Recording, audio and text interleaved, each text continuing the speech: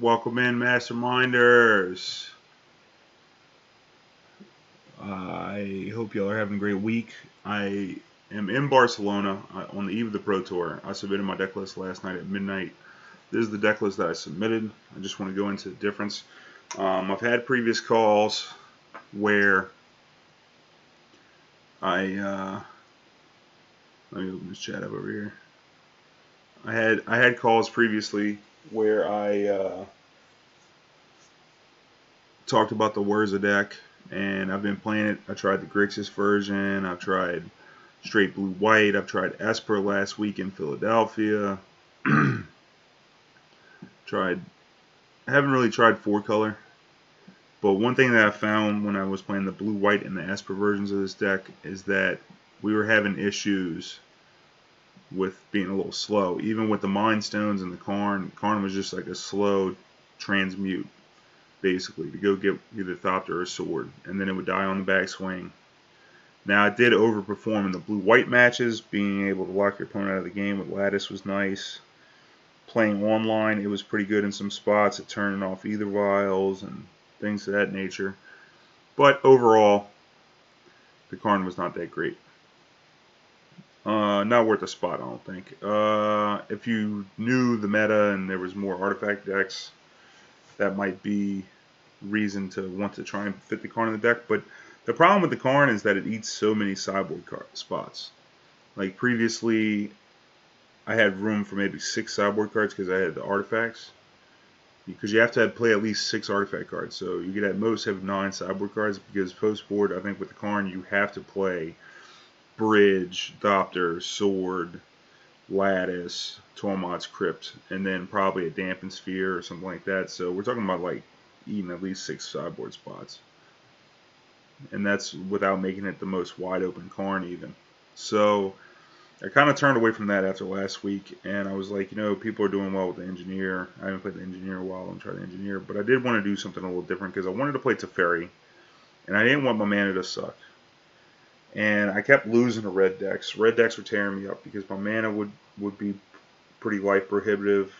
A lot of shock lands. Like if I tried the 4-color version, the shock lands would get me with playing Hallowed Fountain. Some people even play Blood Crypt in the deck, and it makes it kind of difficult. And then the only upside, really, the black I found was that you got the effect of Dead of Winter. Hold on, somebody's knocking on the door. Let me go get the door.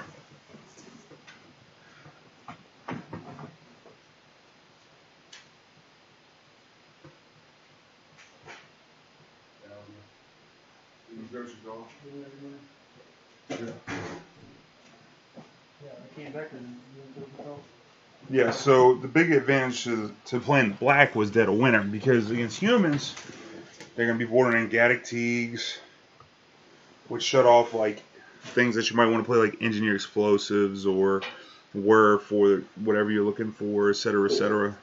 And then they also have Plague Engineer, which turns off your combo and your Psi. They named Thopter.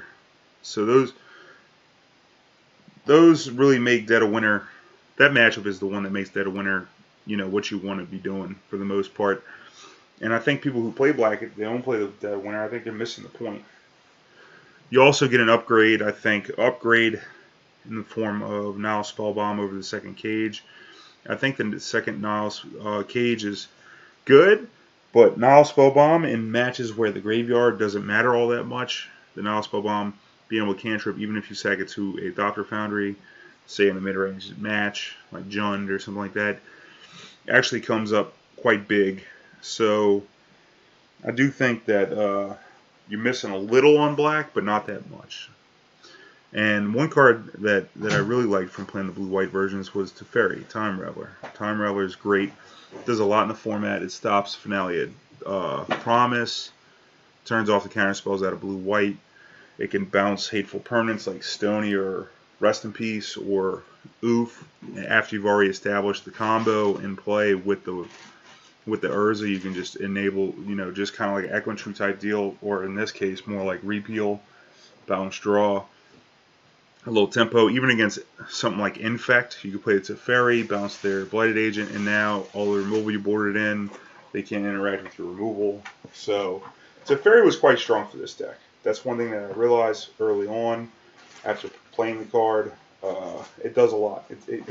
And it's worth an include in the deck, I think, as at least a 2-up, right? I mean, I was playing 3 in the Esper list. It was good. But, I mean, hell, I could see playing straight blue-white and playing 4 Teferis. I mean, if you told me that was the deck list, I'd believe you.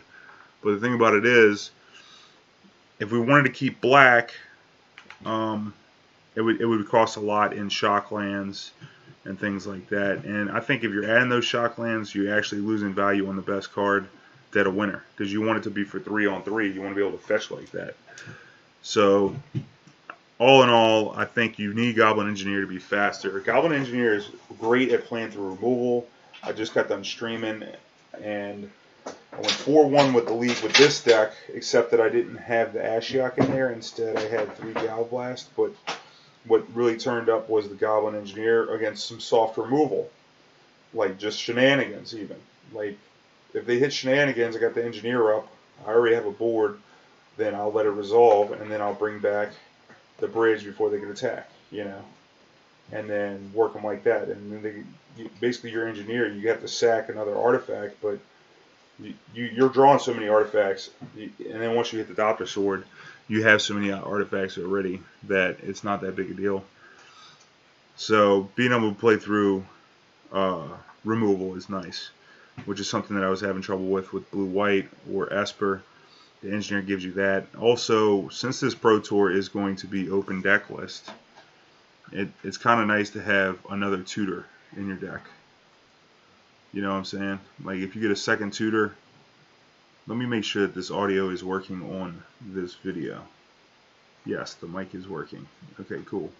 So if you get a second way to tutor, you can know exactly what to go get in whatever matchup, even if you're on the play.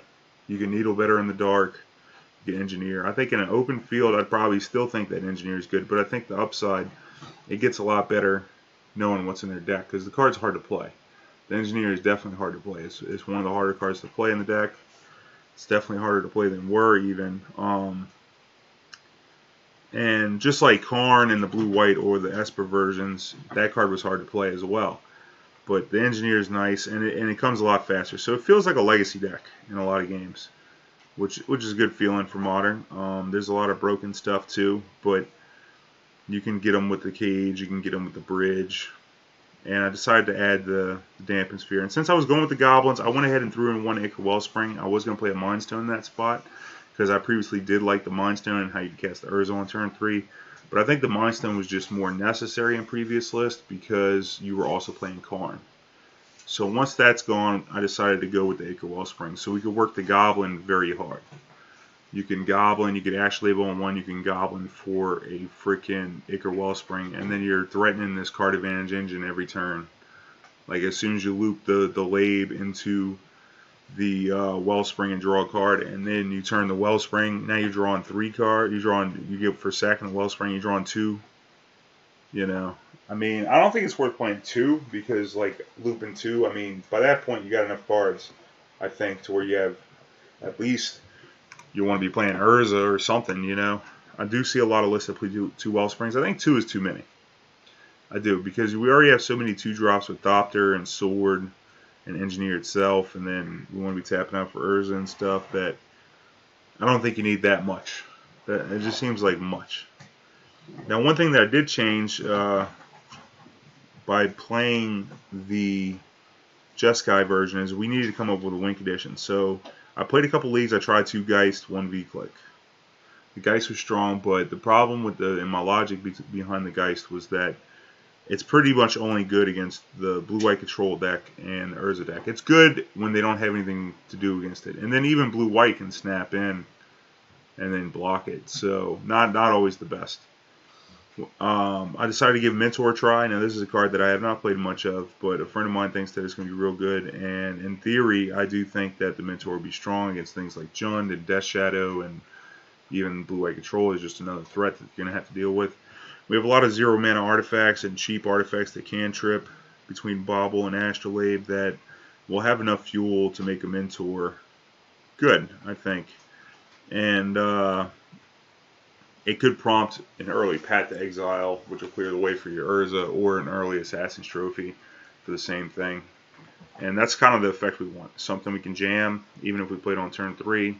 I don't anticipate our opponents to leave in too many bolts if they're playing Jund, because they're boarding in Oos and stuff. So I think the Mentor is going to be good. Now, they might, now that they'll have open deck list, but, you know, they still have to have it. They have to have the bolt, and they still have to remove the Mentor.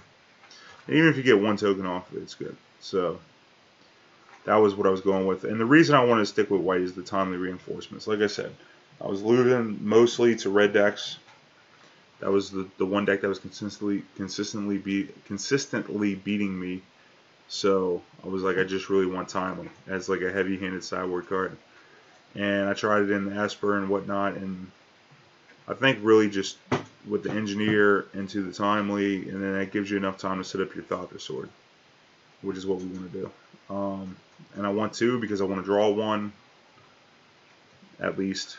So we have a decent number of cantrips. I think 2 is the right number. I don't want to overdo it because there's not too many more matches that I really want timely in, other than say Burn or MonoRed Phoenix. And I'm just going to give them the respect, so I don't just scoop. I'm not out here scooping to them or just praying that their draw is less than decent.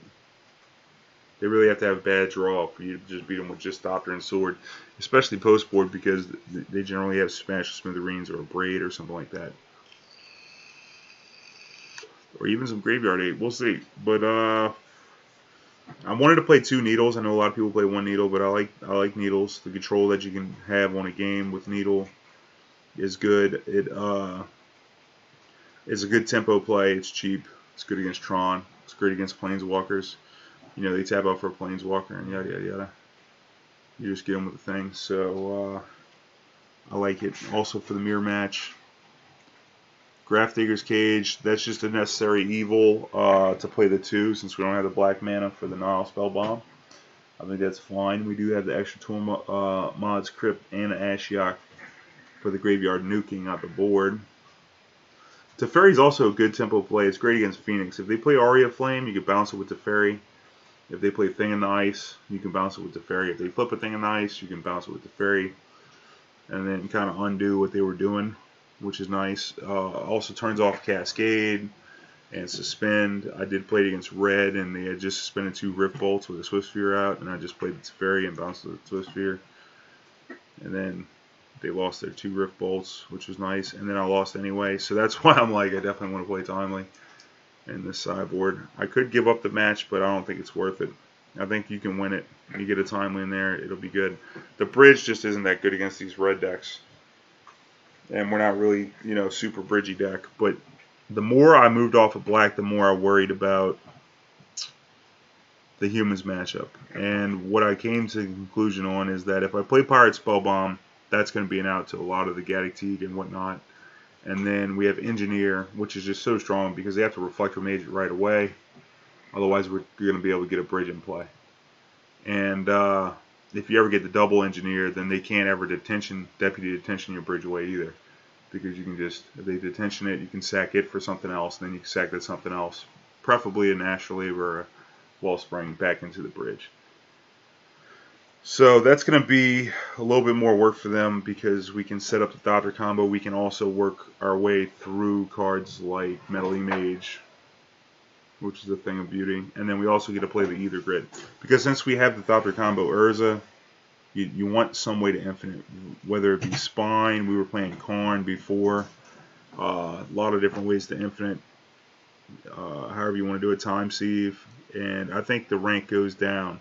You know, the Karn's probably the most impactful on its own, followed by Ether Grid, followed by Time Sieve. So if you got to play one of the 3, I'm kind of in the middle with the Ether Grid because I like my sideboard.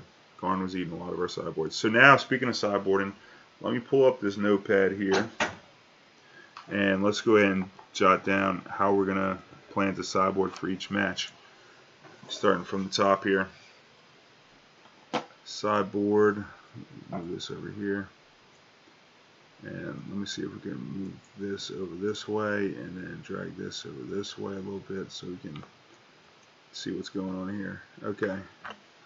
Number 1 match. What's the most popular deck going to be? let's say that it is humans. Won the last Pro Tour. We're gonna, against humans, we're definitely gonna want the 2 blast. Blast. Plus 1 Abrade. All the removal here. Plus 2 path. So I think we start with those 5. We're definitely gonna want a minus on. I don't think Teferi is all that good against them. It is a nice tempo play to bounce an Ether Vial, but I mean, since they're playing Thalia, it's just so much mana to get to that point. So I'd look to start cutting there first. Minus 2 Teferi. What else? Yeah, I guess we don't need the Wellspring. Oh, we definitely don't need the Damping Shpere. Let's cut that. Damping Shpere. And we definitely don't need the 2 cages. Okay, so this is where I would baseline start sideboarding right here. Teferi, Damping Shpere, Cage for the 5 removal.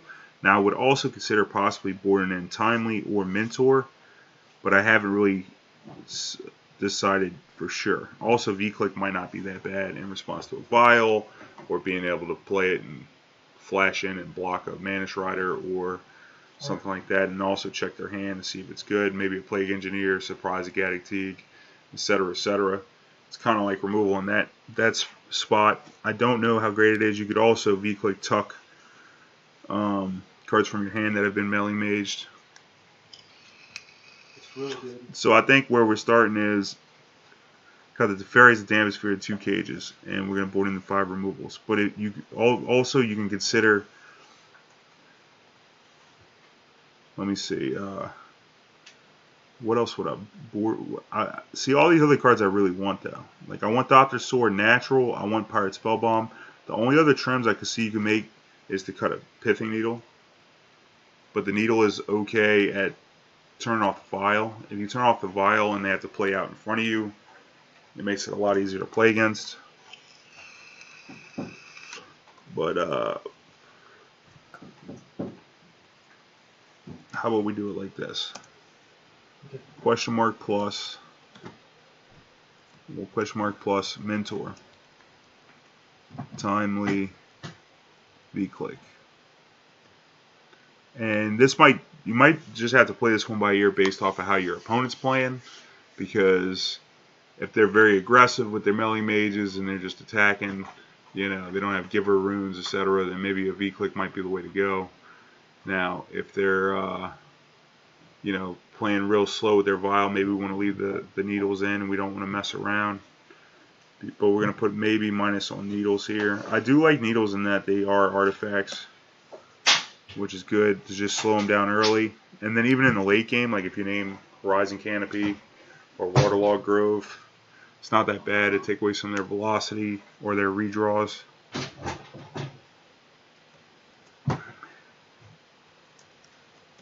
So Needle would be the first one I would consider cutting. I definitely don't want to cut the bridge. I could also see cutting a WhUrza because it's a little slow against Thalia. And if we're cutting some artifacts like Damping Shpere and Cage, then we have less cheaper artifacts to get to that WhUrza. But I think the value of only having one bridge, WhUrza might be too important to cut. Either Grid's also great at pinging off phantasmal images and all the little smaller threats and alternate removal spell against Melee Mages and whatnot. Could really take over games. Side too. Side's like a mini bridge. So that's just a question mark on whether I want the needles. You could play a Mentor and maybe they'll just name, Monk or whatever, human. Is it human Monk that it makes? It just makes a regular Monk. So it might just name Monk, the engineer. So it might be worth baiting the engineer to keep your Doctors free. Alright, the next matchup is going to be MonoRed Phoenix. Okay, in this matchup, there's 3 threats that they're coming at you with. They're coming with the Phoenix, they come with the Thing in the Ice, and they come with the Aria Flame /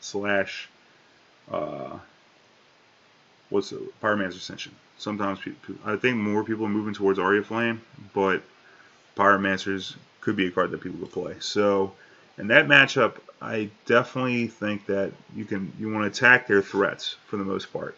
You can win at your own leisure, but you want to attack their threats. So we are definitely going to want to have Path to Exile. And you might consider playing, if you play this deck, playing Celestial Purge as a one-of, because it's really good at nabbing both Phoenix and Aria Flame, and it hits a lot of stuff in other matchups. It kills ley lines and other stuff. It was a card that was last on the chopping block. But for now, with this configuration, Path to Exile, for sure.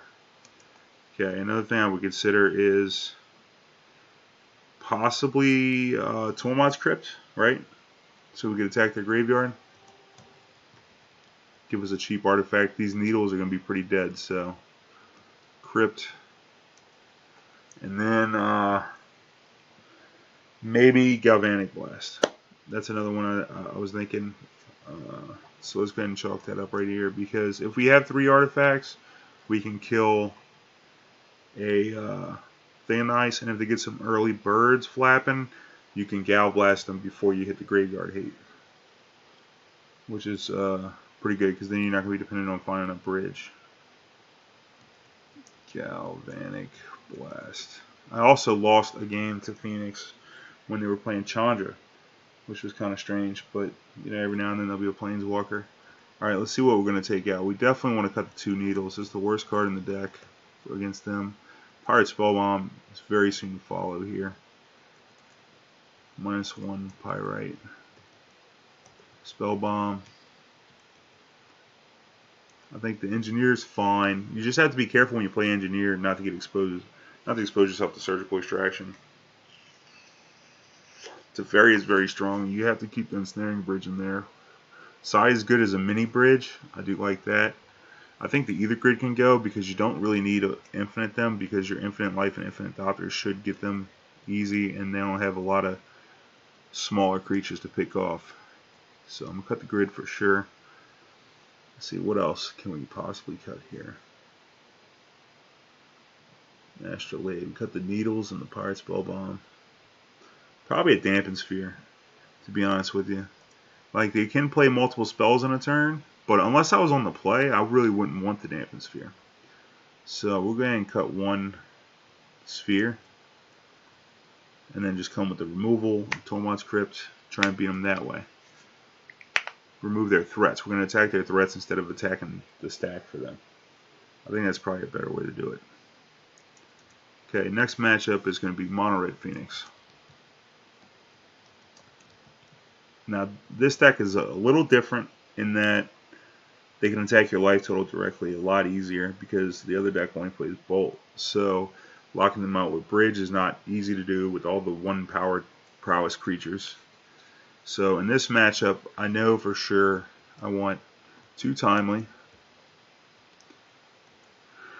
I want 2 Gal Blasts to give me some early removal. And I want 2 Path to Exile.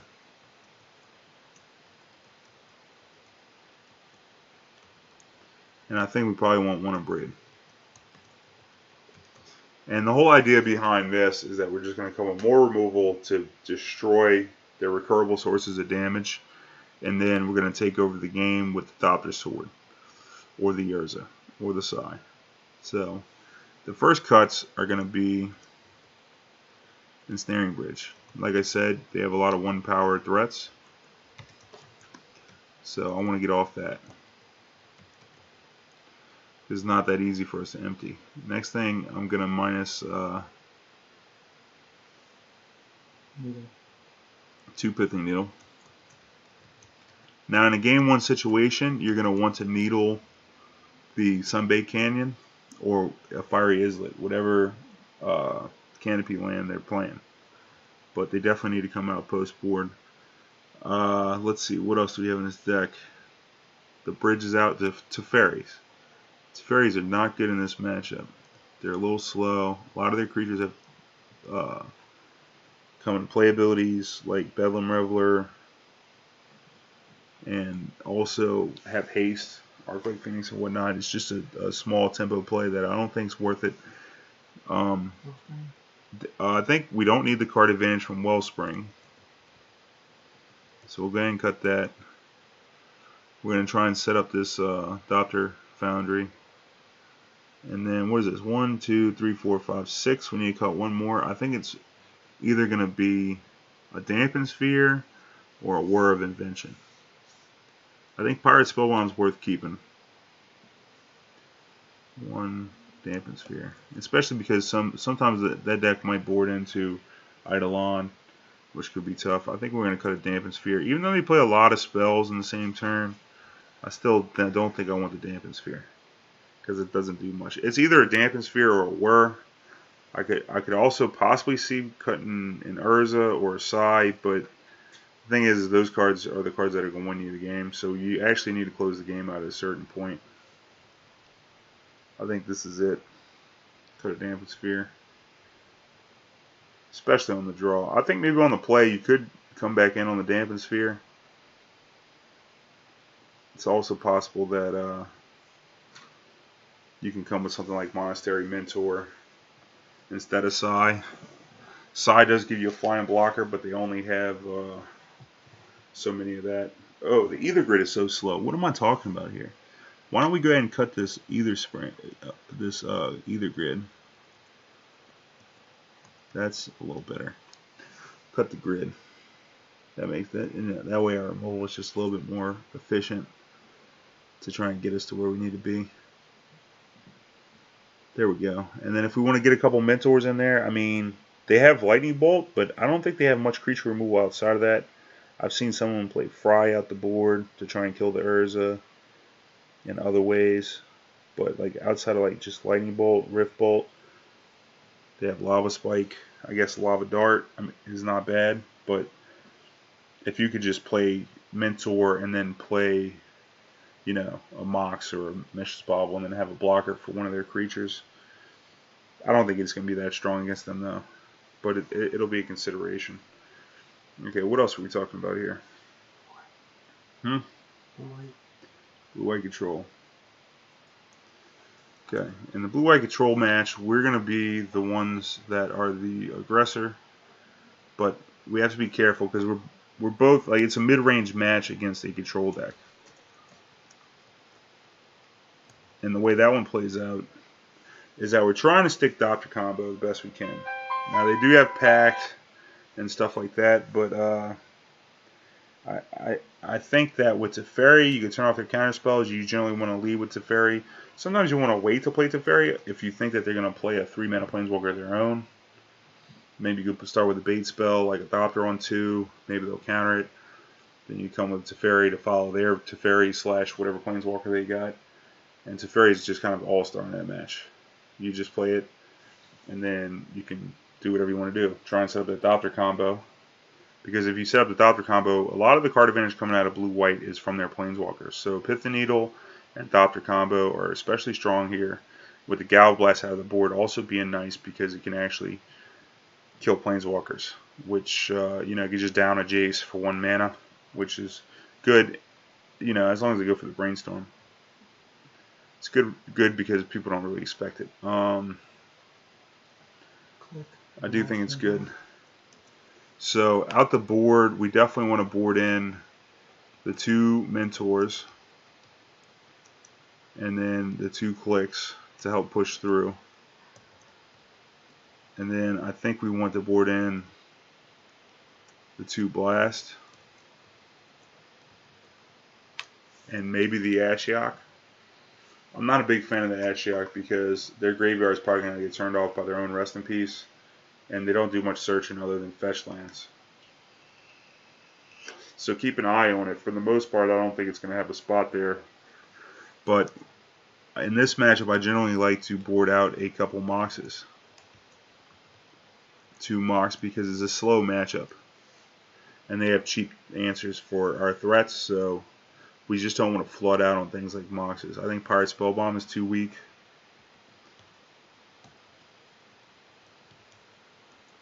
The needles are good. I think the cages are bad.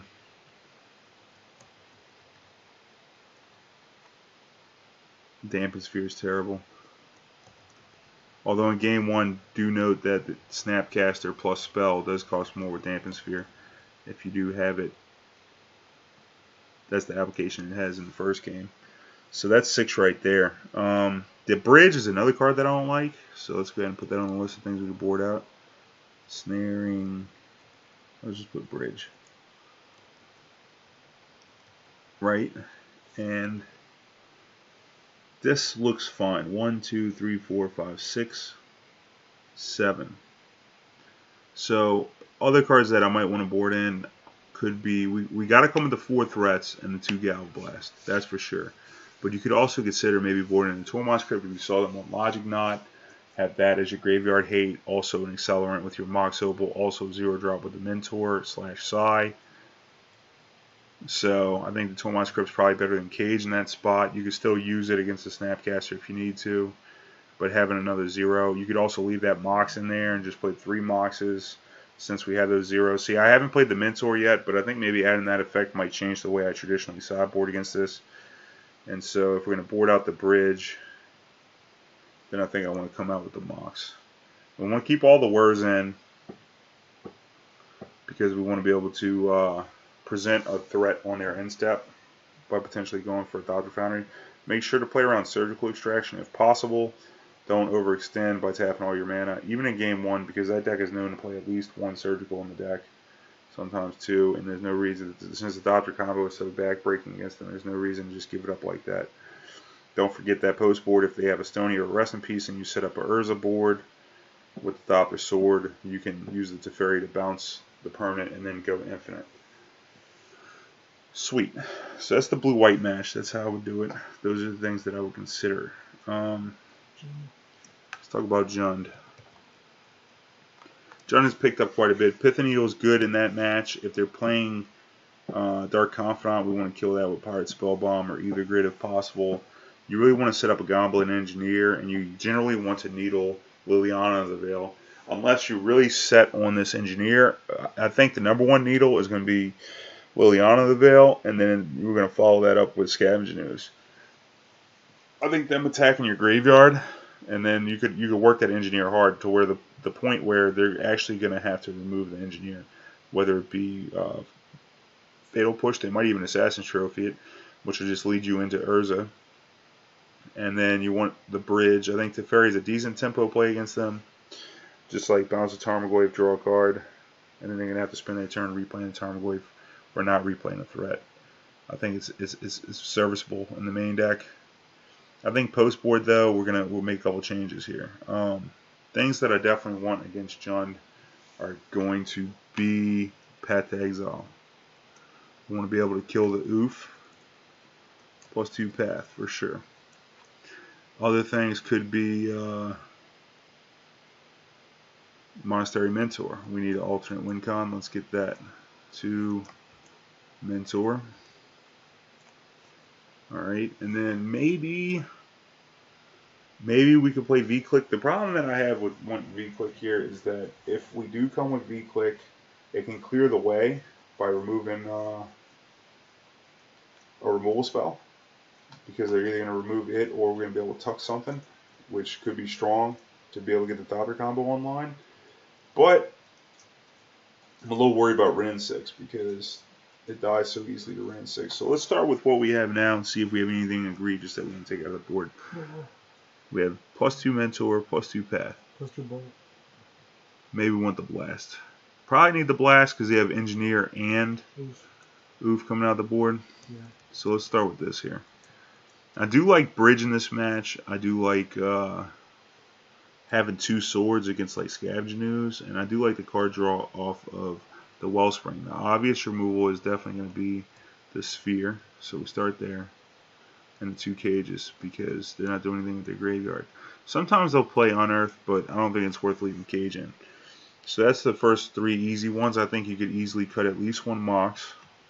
I'd look to maybe cut 2. Again, because they're going to be busting up a lot of our synergies, so it's not reliable, the Mox. Now, that does conflict with the Mentor, which could just be a deck building error that we have yet to see, but that's where I'm at. If they're playing the Oof and Dark Confidant, I do like keeping the cage, but I think if we're coming with Mentor, we might not need that many 3s. Teferi seems okay. This is kind of tough. And Engineer is strong. So I'm thinking maybe we can, huh? Cut a word? We can cut, no, I don't want to cut a word because we get Thopter and Bridge and stuff with that. I think I actually want to cut one of the swords. Sword of the Meek. Because we're going to have the goblins and we're going to have Teferi and stuff like that. What we got here? 1, 2, 3, 4, 5. Got to keep the WhUrza. We need to cut one more. Path, Blast, and Mentor. I mean, I guess we could maybe cut the Spellbomb because we're getting an upgrade on the removal. But it is really good at killing Plague Engineer, and we can word up against a Plague Engineer while we have a Doctor combo. So I think I want to keep the Pyrite Spellbomb. Maybe we just cut 2 Moxes. Doesn't seem that bad. Delete.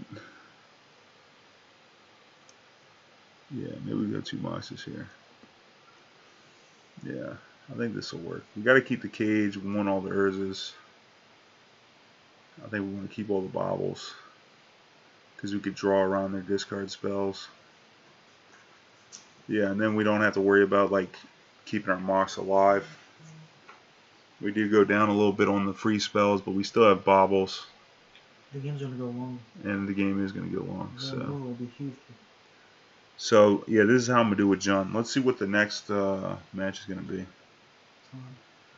Tron. Okay, here we go. Tron. Okay, in the Tron match, we're just trying to race our combo, or we're trying to stick an early Damping Shpere. Game 1s, when we have a Damping Shpere on 2, are going to be pretty easy to win, even if they have Karn on 4, because we can usually get an WhUrza down and attack it, which is going to be good. That would be the only consideration that I would have is that Karn being an issue. But if you have a Sai, either grid, anything like that, we also have the Teferi to bounce the bridge and then finish off the Karn with the WhUrza token so that we can go ahead and work on comboing them. So we're going to be looking to get that Damping Shpere as soon as possible. Out the board though, we need to increase our clock, so we're definitely going to start with 2 vclique and we're going to go with 2 Mentor because that's the first place we're going to start, 2 Mentor.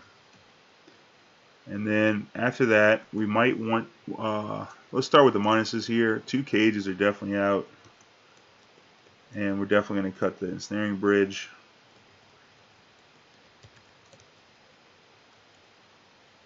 And we got to keep the Damping Shpere. I like keeping the Thopter combo because we're trying to combo as fast as possible. I like WhUrza to find the Damping Shpere. I think Pyrite Spellbomb is pretty trash.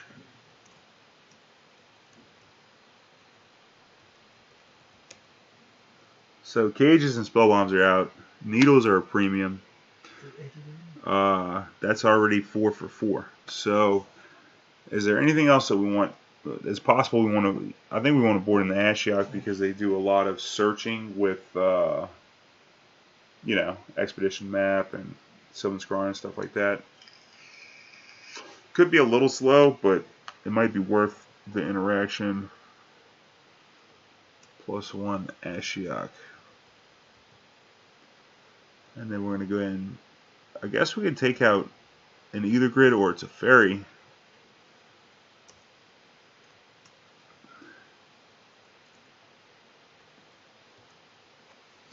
The thing about the Teferi is the bounce on it is not insane. You can bounce an O-Stone to put it back a turn. I guess that's not that bad to put it back a single turn, but I think we'd rather just needle that thing. We could also abrade it. I don't know, it's kind of hard. I know we definitely don't want bridge, and we definitely don't want cages and Pyrite Spellbomb. So that's 4. And we got to think about what we're going to be doing. We're going to be flashing in vclique. I think we just have to cut the either grid because we can attack the Karn with the creatures that we now have in our deck. So let's go ahead and get rid of the grid. It is a little slow. 2, 3, 4, 5 versus 5. That seems fine. Ceremonious Rejection, we need 2 of those. Like, we're going to turn into this flash deck here. +2 Rejection. That's important. Alright, so I think at this point we can go ahead and cut a sword of the Meek. We do want to combo them, but we do have the engineers. -1 sword. And Psy. Psy's pretty slow now that we have vclique. I think we can cut a Psy.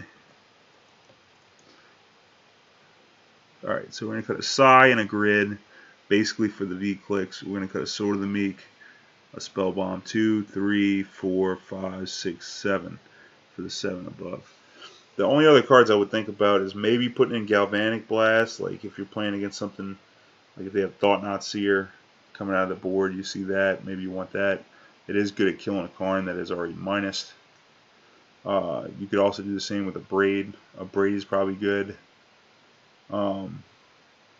You can maybe cut a word for that. I think it's just really important to get the Damping Shpere as fast as possible to where you play a mid-range game where your mentor and your vcliques can take over. I think maybe we can cut an WhUrza, as crazy as that sounds, WhUrza, and then because like I mean we're talking about a 4-drop here, or a Wellspring actually. That Wellspring seems pretty slow. Why don't we cut that? Wellspring, and then we'll go ahead and add that Abrade in here. Because being able to destroy an O-Stone after getting your Damping Shpere in play can be pretty strong. +1 Abrade. Seems good, because like most lines are going to be like Damping Shpere, come with the mentor, they play an O-Stone, we don't have to needle it, we could just Abrade it, save the needle for Karn. Do it like that. Also, if they Karn and go get a bridge, we might need to Abrade that. We also have Teferi that might just not be that good. I haven't really played the matchup much since switching to this list, so this is all wild speculation here. I think let's put a +? On the blast, because we might want the blast to kill planeswalkers. So we'll go ahead and +? On the blast, and I think we'll do -? Teferi. Because we could just dead them with the Galvanic Blast. It's nice at clearing out the Karn as well. Both big and little. And fits into our mentor whoop your ass plan. So I think I'm gonna look to possibly board that.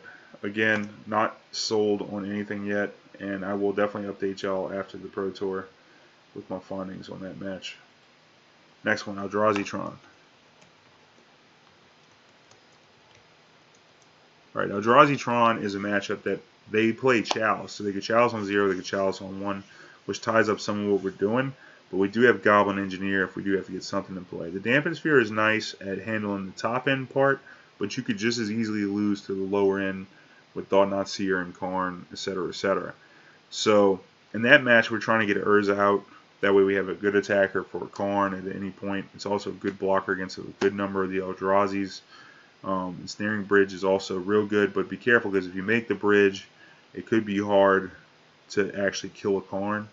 You might have to get in a spot where you have to needle the Karn and then try and kill it with Thopters that you had already made in front of the Karn or that you can make off a Psy. So it becomes just more troublesome playing against the Karn itself. So don't try and prison them, try and pressure them. The Thopter Sword, try and combo as fast as you can. Don't forget that you can, Teferi is nice because you can bounce a Chalice and then play all your X's on that number before. You could also bounce Thought-Knot if you got 1 turn window to try and infinite them. You can draw. Now don't forget that you want to empty your hand before the Thought-Knot comes back down. So try and set that all up in the same turn. They do have a lot of interaction between Spyglasses coming out of the board, a lot of these decks. Also don't forget about Leyline. Leyline's turning off the combo. While with Teferi, you can bounce the Leyline. They actually have no way to replay it. They don't play black mana in the deck.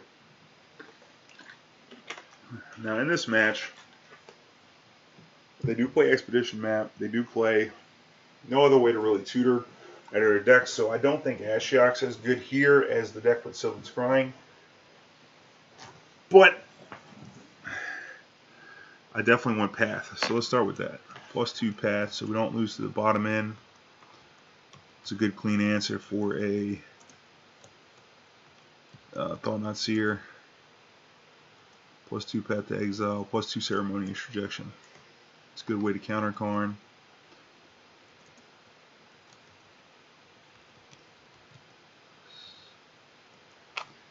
And then what else do we want? Probably Vendilion Clique, although it's a little weak to Walk and Ballista. We definitely want a Abrade for their chalices, and to, like, if they try and lattice us, we can kill their Karn or something, or kill the lattice. I want to be careful. I'm not sure if I want the blast because there's a lot of one. Like if they have chalice for one, we don't want to get overloaded on once. We'd like to scale up. So these are the definite pluses. I think definite minuses. I think we want to keep Teferi because they're becoming a ley line. I think either grid is not that great against them, but if you see a lot of interaction, you might want to board it back in. But I think I start by boarding out the grid. This grid is only really good against Karn. Trying to kill a Karn might be worth enough that we should play it, but I think just having another win con and having Ceremonious, we don't have to be as scared against it. Definitely one grid. Definitely want to cut one Wellspring because it's not going to be about the grind. Damping Shpere is fine. Sword of the Meek is okay. Bridge is fine. We're going to want it to try and combo them for sure. I think that Pyrite Spellbomb is trash. I think the 2 cages are easy cuts. So that's 5 right there. 5 for those 5. I think the Moxes are worth playing because we need to try and get that WhUrza out fast. I think we want to keep both swords in with the Thopter because we're trying to combo them as fast as we can. And like even a Thopter sword combo can stand up against double Thought Knot draws, etc., etc. And it makes them kind of have to blast down. Don't forget that that's what you're going to want to needle in this matchup.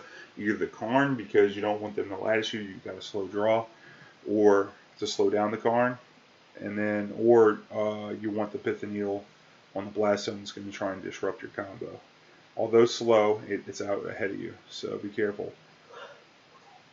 So, I think that's it for this match. They are, like, their top end draws get shut down by Damping Shpere. Their lower end draws can get jammed by Ensnaring Bridge. So play accordingly and try and work the combo. Be aware of their interaction, dismember. Sometimes you see Warping Whale, it can kill an WhUrza. Don't miss out on that. I was in a game one time where I needed to play my combo in front of my WhUrza so that I could still infinite. If I would have played the WhUrza just because it's more mana efficient, then I would have gotten jammed by a Warping Whale. So always with this deck, the sequencing is the hardest thing.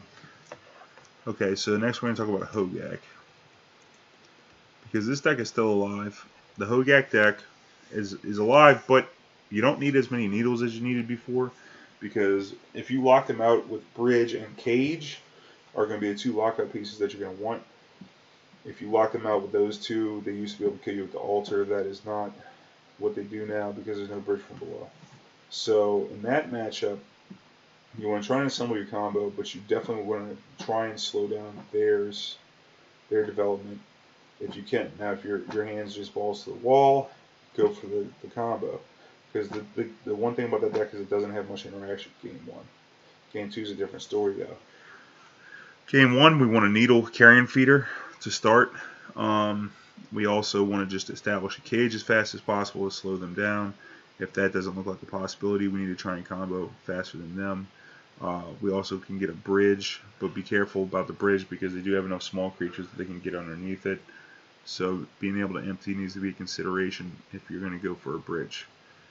Out the board against Hogaak, the cards that we want to see, we want to have the Crypt for sure, and we want to have the Ashiok.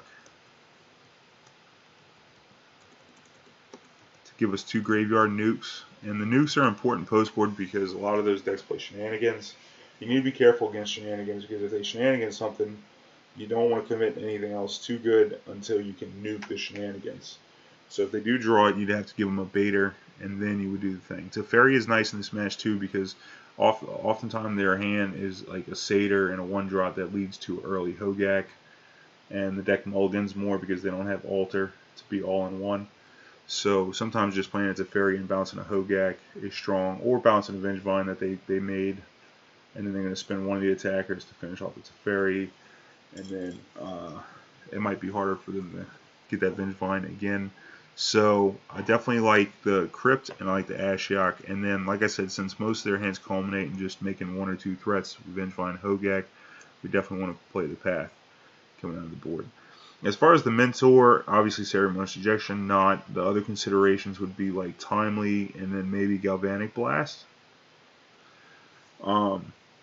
I don't think we want that much extra move because it doesn't line up well with a lot of their threats. They're very recurable. You don't want to kill a Stitcher Supplier. It's hard to kill Carrion Feeder. I'd rather have Needle, even though they can interact with it. It's an artifact. So let's see what we want to cut. I think Damping Shpere is definitely it. -1 sphere. And then I think you don't need the grid because you don't need a way to infinitely kill them. Grid, because they can't beat infinite life. I think Spellbomb's a little slow. I'll cut one of those. Spellbomb, Sphere, Grid, Spellbomb. Gotta keep the Moxes, Astrolabe, Sword, Wellspring. Maybe we don't need the Wellspring to draw that many cards, because our Engineers are already going to be overworked on protecting our threats. Don't forget about leaving the Engineer up in case they try and kill your bridge. You can bring it back, etc., etc. You'll beat shenanigans like that as long as you're continually playing artifacts every turn. Or if you have Thopter combo, even without the Urza, you can sack the Thopters, get things back. Don't forget about that. There's some cool loops with the Engineer, which I had missed out before.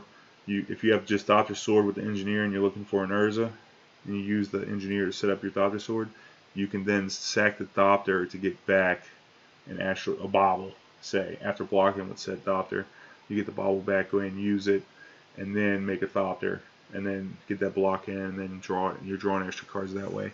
But I don't think we need the draw power of Wellspring in this match. Wellspring. So that's the 4 for 4. Now, if we wanted to cut something like the next card I would look to cut would be the Needle or the we're already cutting either grid. I still like Side because they have a lot of 2/1 creatures that I can block, and they're going to try and get underneath the bridge. So it's kind of important. Like Side and the bridge draws are really strong. Yeah, so those are the ones I would look to cut. Maybe the Needle for the Abrade or the Gal Blast. But they're both, or the Timely. If they're like Vengevines and they keep Vengevines in game 2, then maybe we want Timely to give us some time, give us some life, give us a little protection. But I think Path is probably just the biggest. And Urza is good at jamming the board too, except against everything but Hogaak. So since neither one of our threats, Timely, Abrade, or Gal Blast, touch the Hogaak itself, and I think we already have enough for Vengevine. Since we have, Sai, we can jump block it pretty easily. Urza token can get bigger through it. So I don't think it's really that important to play the Path or the Gal Blast. I think we're just fine adding the two Graveyard 8 cards and the removal for anything that gets out before we need the graveyard. So now we're going to talk about the Burn matchup. Burn is a tough matchup. They can roast you pretty good. Be careful with Skullcrack because Burn actually plays Skullcrack. So when you're going to gain life with your Thopter, maybe it's better to do it on your turn. Consider that. Eidolon, make sure you play your zeros out before. Don't try and get cute by not doing it.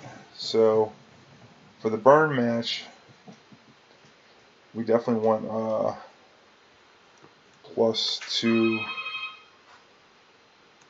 Timely, +2 Path, we want all the removal, +2 Gal Blast, and +1 Abrade. Okay. So with that, the easy cuts are going to be 2 Needles. Needle. -2 Cage. -1 Damping Shpere.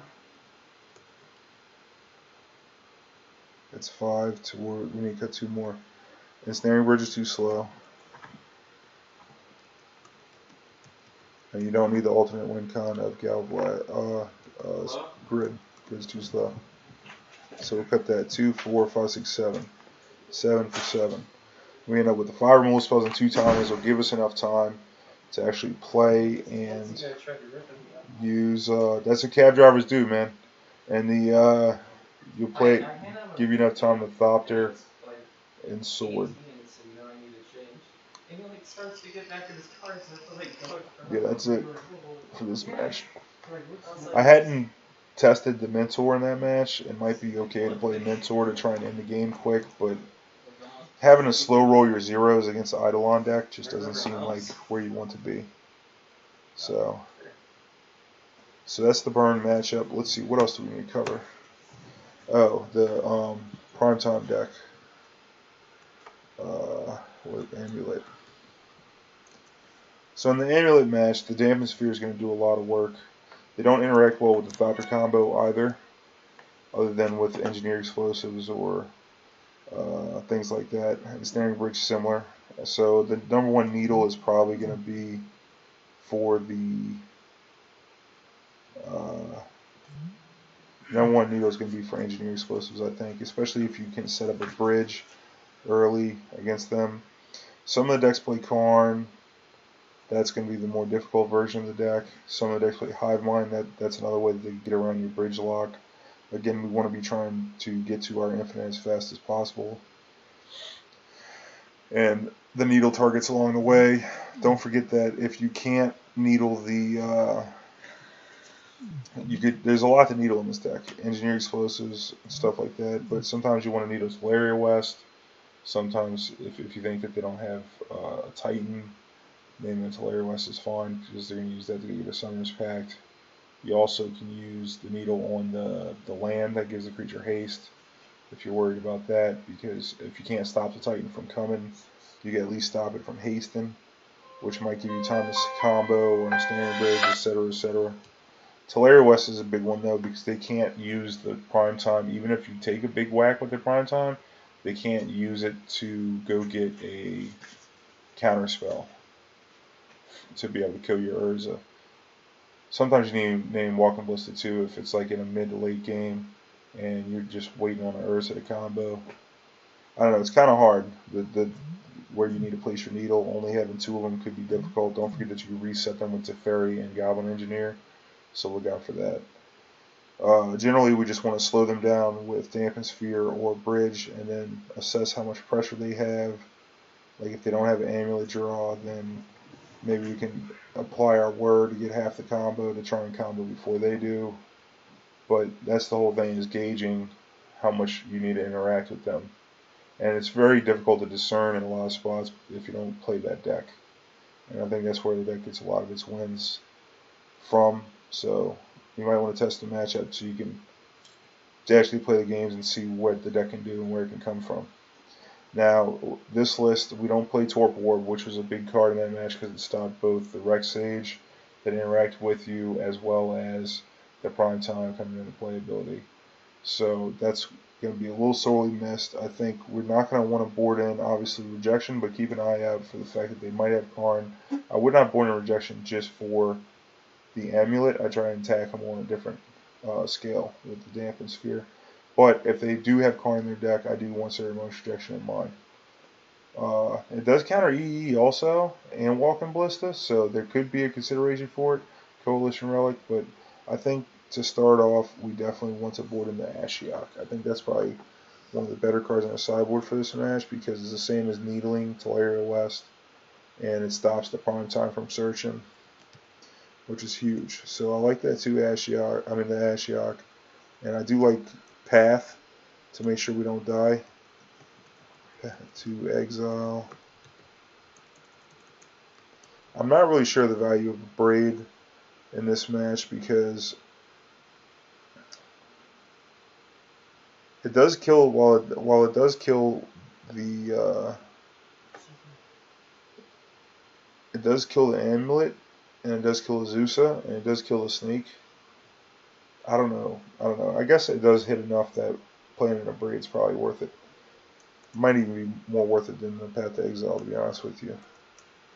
+1 Abrade. But the thing is, we don't want to water down our deck too much either, because we are a turn 4 deck as well that they have to respect. So basically, let's look at what we can cut from the deck easy. These are probably the first 4 that I want to board in. I think the cutting the 2 cages is the easiest part. I think the Spellbomb's about as good as the other things, but I don't think it's all that great. Damping Shpere is insane. I don't think we need the Wellspring, so we can cut the Wellspring. I don't think we need the Either Grid, because we don't need to infinite them. Infinite Life will get them all the same. -1 Grid.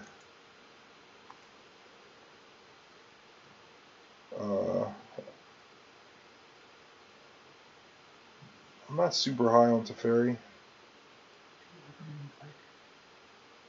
I like bringing in Vendilion Clique, so I think the 2 Teferis can go.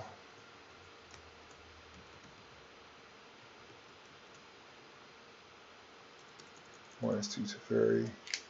I like the WhUrza, I like the WhUrza, I like the Ensnaring Bridge. Don't like the grid, and I honestly don't like the Psy. Psy's kind of slow. And then from here, we're looking at 1, 2, 3, 4, 5, 6, 7. We got 4 cards here, so let's go ahead and put in the 2 Cliques for sure. And we already got the Abrade. I don't really think I want the Gal Blast. Do we cut the Spellbomb? No. Maybe we can cut the Spellbomb and play 2 Mentors. See, this is what I'm thinking. I'm thinking that if we get the Damping Shpere out, Mentor. This might be a good way to go. And just run them over before they can recover. Like, their deck has a lot of tutors and a lot of ways to get out of the hate cards. But what I like about the Mentor on this sideboard is the get 'em deads. You could just get them dead. So, Pyrite Spellbomb. And in that same vein, it's possible you could want the Galvanic Blast. Takes off the snake early. You can hit in a Zeusa with it. Not insane, but not bad. And no, I don't think I want to cut a sword. I don't think I want to cut a sword because we're trying to combo them as well. I think they got to respect the combo.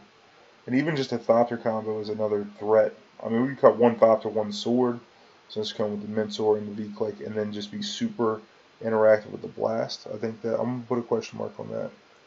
That's what I'm going to do. Let's go question mark. 2 blast. And then we'll put the question mark minus. I'm not sure on this. This is something y'all might want to test more if you play this list. Plus, no, minus question mark.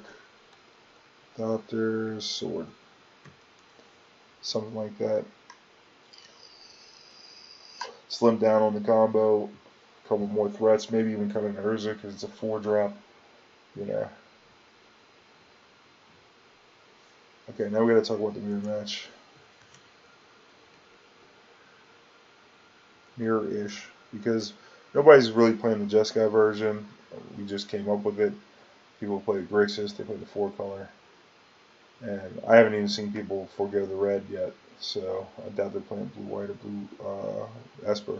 Although the big advantage of the mirror would be Karn over anything. So if this deck is wildly popular, please consider that as an option for building. And the mirror match, basically, the game, to give you the context of how the mirror match goes, it is a crazy game. Okay, because now not so much other lists, because other lists you generally only play a couple Spellbombs. I mean a couple needles, or 1 needle.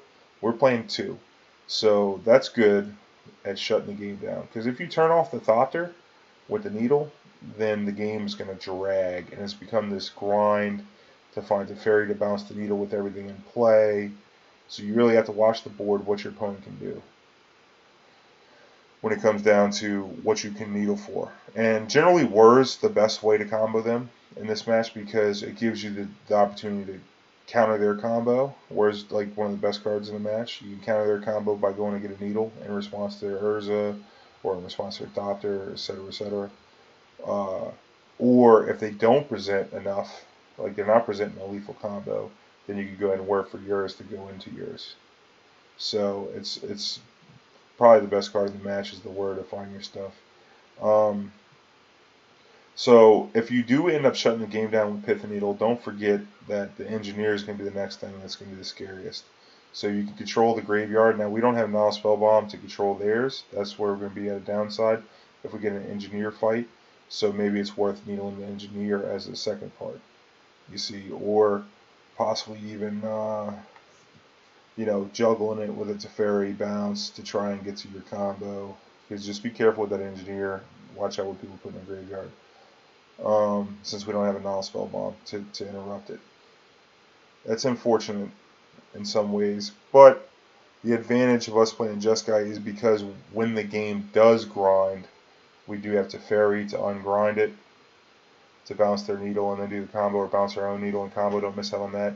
Also, if you're scared of an early Thopter start from your opponent, you might want to needle the Thopter, and you want to do it early because you don't want them to get any Thopters in the beginning, because then if the Thopters get shut down and they have air superiority, it's going to be really hard outside of like Bridge on 0 to actually get any legging in a game that slogs. Either Grid is another card. Now, if you're not going to have open deck lists, we will, so it's going to be a lot easier to know with the needle threat-wise, but generally do consider the line of Pithing Needle, my Thopter Foundry, and then slow the game down, especially if you have a Sai in your hand, because you'll have a way to sack it, or Goblin Engineer because you'll have a way to sack it. And then whenever you're ready, as the game develops, you can later sack it. Don't forget that you can later bounce it with Teferi and things like that. So the needle play is probably going to be the hardest part of the whole game. You could also use Pyrite Spellbomb as a good way to get Goblin an advantage. So if you want to get really want to get your Goblin online before theirs, and maybe consider going to get a Pyrite Spellbomb with it.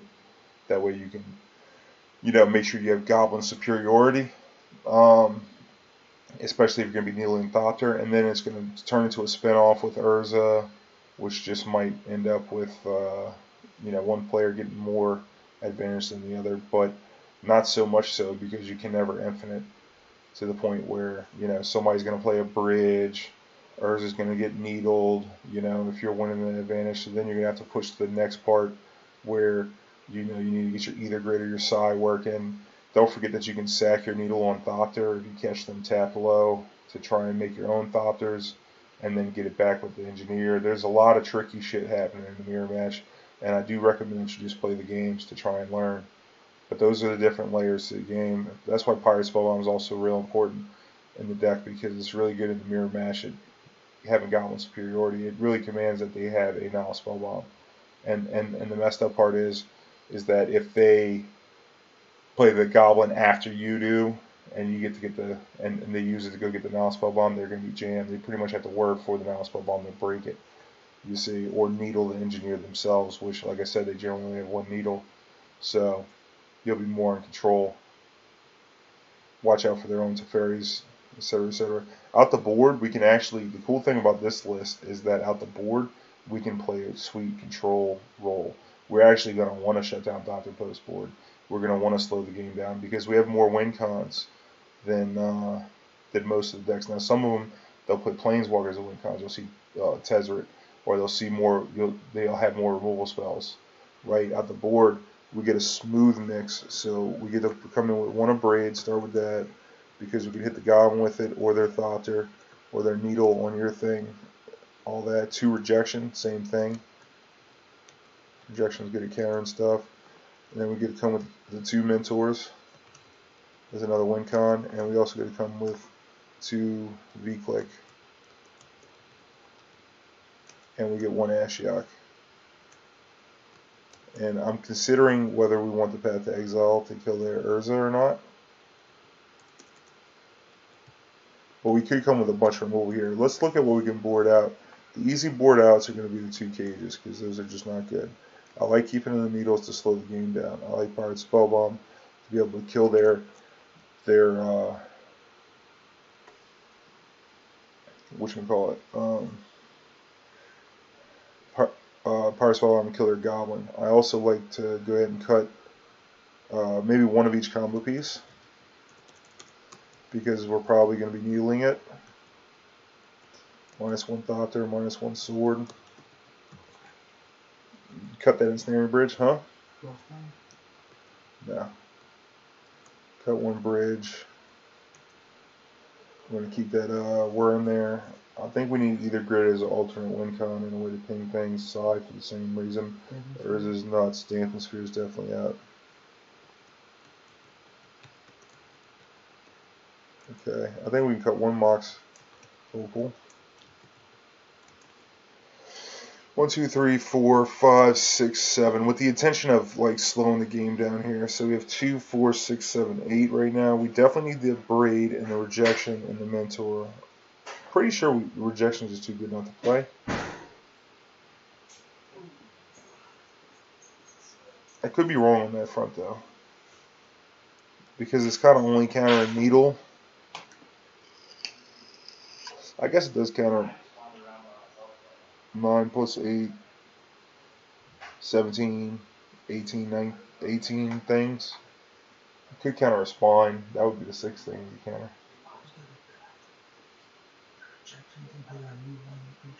Yeah, you could just play the removal in that spot, I guess. You could slow the game down more with Bridge as well if you really wanted to. Like if they don't have an either grid. It's kind of hard without open deck list to find out what role you want to be playing. But, you know, if you sometimes you want to leave the Bridge in there. Sometimes you want to board in the Tormod's Crypt. You know, like if they're, you know, heavy on the Engineer, or if they have a Spine or something, might be worth having Tormod's Crypt in the deck. Although it doesn't do much. I think Teferi's fine now, because if you're in an Urza fight, you can just Teferi and bounce their construct, and then if y'all get into a spin-off, you're in a good spot. Also, if they have counterspells of their own. I think if they have Teferi, I'm probably not boarding in Ceremonious Rejection, and I might not board it in at all, to be honest with you. I definitely like the Ashiok to turn off their whirs and to have a graveyard nuke. Maybe we don't need Tormod's Crypt there. It could be, I think the whirs are good, just as extra needles, and we need as many win cons as we can, so it's kind of hard to cut a Psy or either grid in those spots. I think Gal Blast would be the removal I would play over the Path, though, because the token is not something I'm seriously worried about, but just killing the Urza is where I really want to be. So, since they're not going to sweep your artifacts ever, you're always going to have Metalcraft. So Gal Blast is going to be a clean kill on Psy, and it's even a clean kill on Tezzeret if they play it. So I think maybe Gal Blast is probably good. Maybe we just don't play the Rejection, as many hits as there are, and just play 2 Gal Blast. Blast, Mentor, vclique. And it could be that vclique's not even that good. You know? They are a combo deck. Maybe we just don't play 2 vcliques, we just play 1. Because if they ever make a single Thopter, you ain't gonna like that vclique. You ain't gonna like it one bit. So why don't we just go down and put in one vclique for now. Here we go. 1, 2, 3, 4, 5, 6, 7. 1, 2, 3, 4, 5, 6, 7. No, it's not bad. You might even just play the Path or the vclique and just jam all their creatures.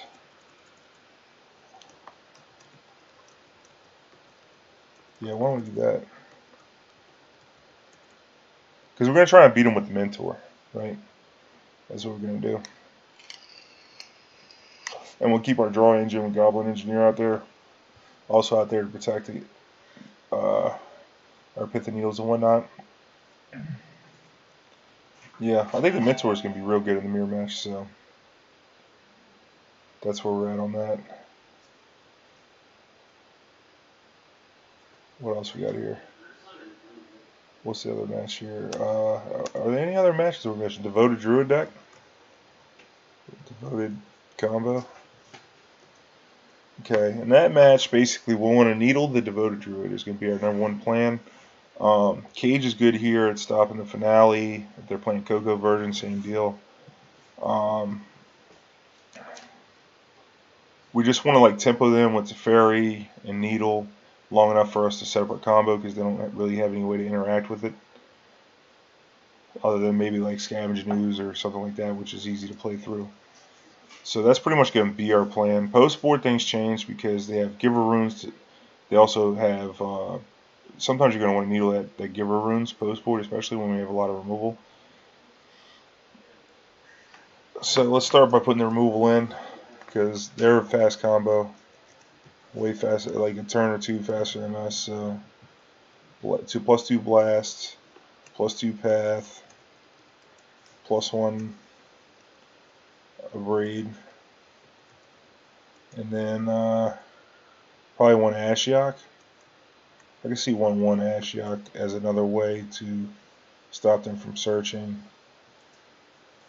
and possibly nuking graveyards if you anticipate like Eternal Witness or something like that. Finale can sometimes bring back creatures from the graveyard. Huh? Yeah, I don't know about the Clique. The easy board outs are going to be -1 Sphere. And I think either grid's good. I think Psy is not really that good, so we're going to cut that. We don't need much alternate win cons other than either grid. Since they get infinite also, we have to leave the grid in, but it's good at just picking off the smaller creatures. I don't think it's going to be a draw engine fight, so we'll go ahead and cut the Wellspring. That's 3. The Needles are important. Pyrite Spellbomb is good. Cage is still good. Got a lot of good cards here. I think since we're boarding in so much removal, we could probably just go down on our combo, 1 piece each. Adopter. Because we're going to have to spend our early turns interacting with our opponent. So, Sword. Don't forget to Needle the Giver if it comes out. That might be better. That way they can't get protection on an oof. So, I don't think Ensnaring Bridge is worth it because they're not really going to be attacking. If they are attacking, it's generally going to be with a Devoted Druid, a small Devoted Druid. They're going to be killing us with Walking Ballista, things like that. I mean, there are some situations where the bridge lines up against a finale kill because they'll do a big finale, but that finale, if you don't have a Cage out or Ashiok out, is going to go get a creature that can kill you without combat anyway. So I don't think the bridge is worth keeping in there. So it's 1, 2, 3, 4, 5, 6, 5 removal spells in Ashiok. That looks fine. The vclique, I don't know. The vclique is a possibility. I think if they board in some kind of Planeswalker or something like that, might be worth getting. But I think the Engineer is too good to cut. And we need to keep some semblance of our combo intact. This looks about right. 3 Whir to find things. Bridge. Yeah, and I want to keep the fairies because they can bounce the oof or the stony, whatever they're playing.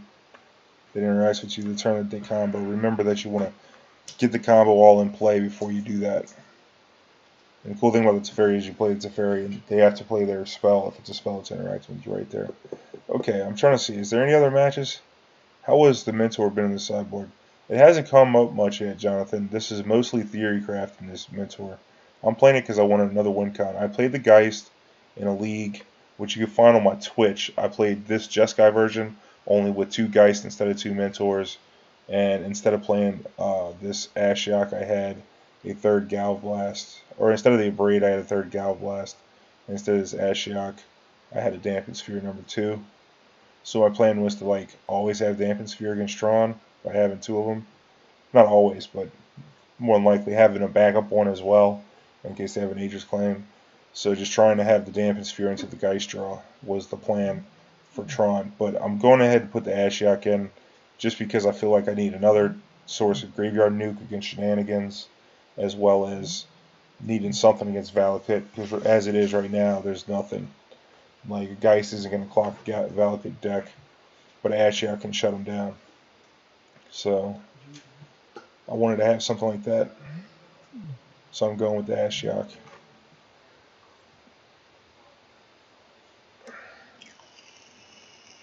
It also has more application in a mirror match, turning off your the opposing whirs, and the sheer amount of fetch lands that are played as well.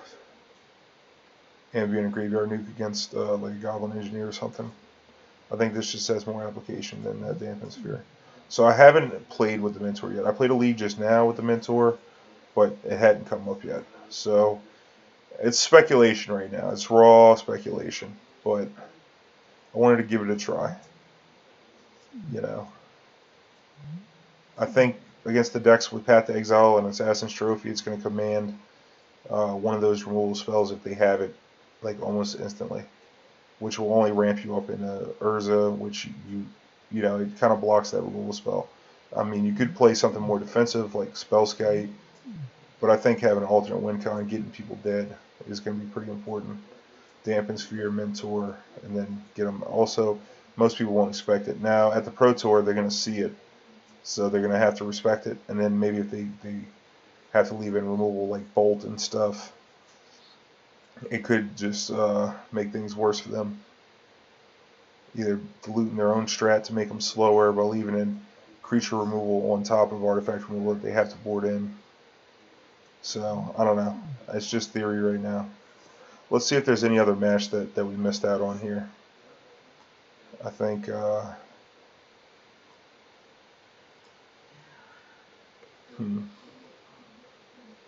me pull up MTG top 8 here. Oh, Dredge. Dredge might be a little different than Hogaak, because Ashiok's better against Dredge. So we should probably do a separate sideboard guide just for Dredge, traditional Dredge. Modern. Can we get a look at the meta here? So why don't we start on that? Let's go Dredge. Dredge. Okay, so in the Dredge match, we definitely want to establish a bridge cage lock in game 1. That's usually a good game if you cage into a bridge. The only thing you have to worry about at that point is your opponent dredging into creeping chills to actually finish you off. So you establish it early enough at a high enough life total, you don't have to worry about it too much. Post board though, they're going to have interaction via Ancient Den. Also, yeah, game 1, if you're going to be needling stuff, if you don't see the artifact game 1 early, don't needle that, needle the blast zone, because that's one way that they can get out of your cage lock with the bridge. So be wary with that, with the needle, blast zone, life from loam deal. Because we don't have a way to nuke the graveyard either. So we can't like off it. You can protect that again with Goblin Engineer, but Goblin Engineer can die to Conflagrate. Even a hard cast Conflagrate, because they can just dredge the loams and get up to 5 mana and then spend 5 mana and kill Goblin Engineer. Hopefully by then you figured out how to win the game. But we're trying to get that cage in play and bridge. Or we could do a combo. The thing is sometimes their deck isn't fast enough that the combo is just good. Let's see, sideboard for Dredge. When they have the interaction post board is what we're worried about. So we definitely want the graveyard nuker. So we want the one Ashiok, and we want the one Crypt. Right. So then we're gonna have 4 graveyard hates. I kind of don't like Path, Abrade, Galblast. So let's see what I like. Timely probably more than any of that. So, because, you know, it's a good fog for a turn. So let's look at what we definitely can cut. The Damping Shpere is out. They're not playing more than 1 spell a turn, usually Sphere. Sphere, I can't spell. Mox's Opals, you know, Pyrite Spellbomb is really just not good. Pyrite, just put Spellbomb here. The needles aren't great, but like naming blast zone is kind of important, so it's kind of a maybe on the needle. I do like the engineer to be able to go find the stuff. Teferi is not great although it's fine if they have ley lines. Bouncing their ley lines not terrible.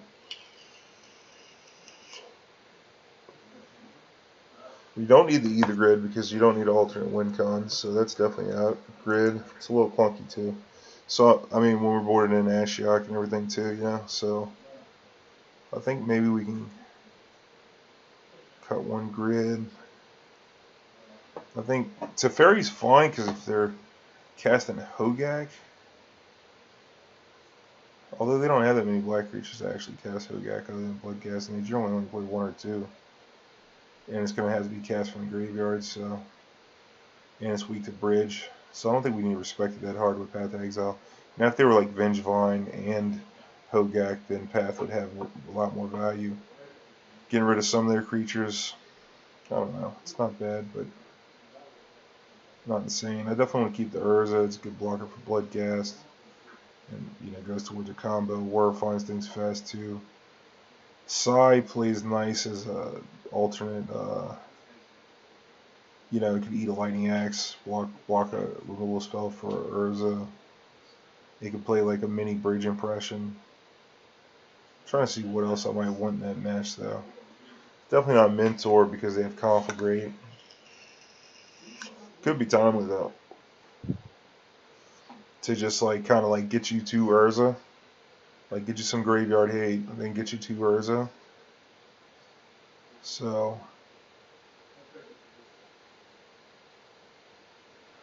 maybe we play one timely.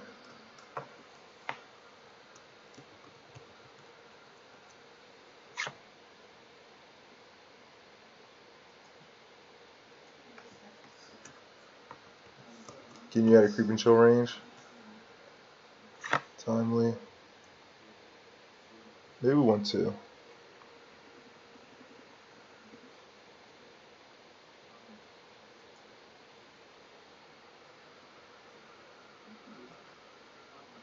Two timely, grid. And then we're talking about cutting a Sai or a Teferi. Probably a Teferi here.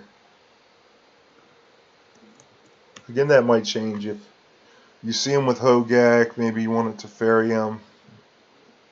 Except that it's not going to be hard for them to cast it again from their hand. So, it's either like Teferi or... Teferi's pretty slow. So I think we want timely just to stay alive. Ashiok, Crypt, timely, and then maybe you could put in a Path and cut both Teferis. Teferi just doesn't seem that good. We got Ashiok on 3. We're going to keep the Sai in. We don't want to get clunked out. We also don't want to grind it out, which is why I like the Needle, because you can Needle Forgotten Cave if they have that with the Loam. You could also name Blast Zone if they have that with the Loam too. So I think Needle's kind of important in this match, more so than before. So let's see, what else are we going to cut? And what else are we adding? One Path. Plus one Path. There we go. Ceremonious Rejection, we don't want any of that. Gal Blast, nope. Abrade. What's Abrade doing? Not much. We can maybe Killer Artifact. That's not that good. Yeah, so I think that's how we're going to do it for Dredge. Let's see if we have another matchup that we forgot about. Phoenix, Humans, Eldrazi. We talked about that.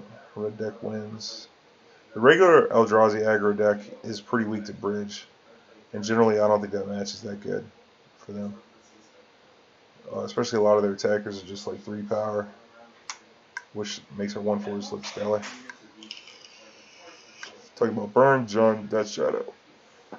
We didn't talk about Death Shadow or Spirits, so we should do that. More Prison on the uptick. Dredge, Infect. Okay. So we're going to talk about Death Shadow. Where's my notepad at? Here we go. Death Shadow.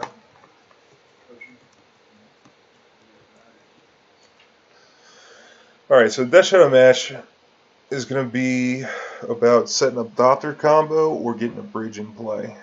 Generally, it's going to be hard for them to interact with once it's in play outside of Colgan's command. So getting an engineer out there is going to be strong for keeping things at play. Watch out for surgical when you make your engineer lines, so you don't mess them up too bad. So you don't get messed up too bad. I think Urza's strong. You really just want to get a bridge in play, and that's going to be hard for them to beat. Teferi's good too because it turns off their counter spells if they're the Grixis version. You could also bounce their Gurmag Angler, which is huge. Outside of that, I don't think there's too much else that you need to know about the match. You just try and get a bridge in play. As far as needles go, I think your needle and fetch lands in that match unless they have Jace VP. Sometimes going in the dark on a Bloodstained Mire can really jam up their potential to grow Death Shadow early and could even mess up their colors entirely.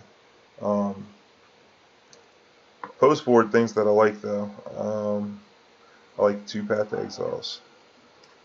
Because if you slow down their threats, it's really hard for their disruptive elements to go long. Like discard and whatnot is going to water out against your top decks. So path, I think Mentor is good too because you get some good blocks in. And then sometimes you can just swarm them with the Mentor. So those are the cards I'm going to be looking to board in. As far as boarding out, there's not much that we want to take out. I don't like the cages, even though they do play Snapcaster. They don't have a lot that is coming back from the graveyard. So outside of Snapcaster, Damping Shpere is an easy cut. Sphere. Bridge is important. Either grid can go. Unless they're playing like Lingering Souls, I don't really want the either grid. We don't really need an extra win con to go with the infinite combo either. So I think it's going to be these four for those four. If we want, we could board in Galvanic Blast. It doesn't really kill many creatures like Tasker even as a 4/5.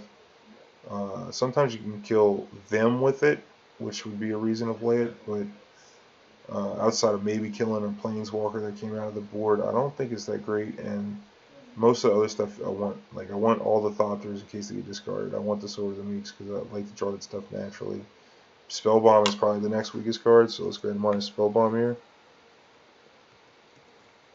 But even Spellbomb can be like super scary because if you have it out, it can kill a Snapcaster, and it kind of makes it to where they have to play a bigger Death Shadow. And if you have like an active engineer, I guess you're winning anyway because you have active engineer. But you could finish your opponent off with the Spellbomb too.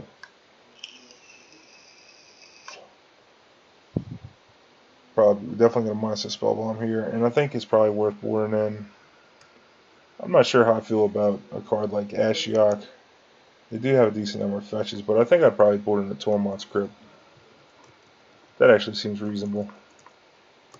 Because Tormod's Crypt is good against Unearth if they're playing the Unearth version. That's another thing, is like the cages.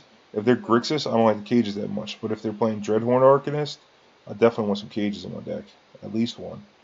So you really have to consider what threats they have on whether or not you want to have Ashiok, or you probably are never going with Ashiok, but the Tormod's Crypt and how many cages you want to leave in. Sometimes it's okay, like if they're playing super control-y, it might be okay to like come with the vclique and try and steal one with vclique, maybe even Galblast for similar reasons. But generally, you want Teferis for their delve threats and to turn off their counter spells. If they're blue, if they're like red-white, it could be, if they're like Grixis, not Grixis, but Mardu, then maybe the Teferi's worse. If they play Lingering Souls, the Teferi's not that great.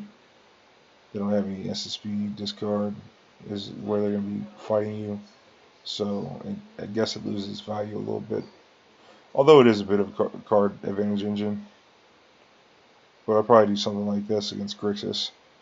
Now, other versions, Esper and whatnot. Also against Grixis, I don't think the needles are that good. So maybe we just want to come with the Galblast here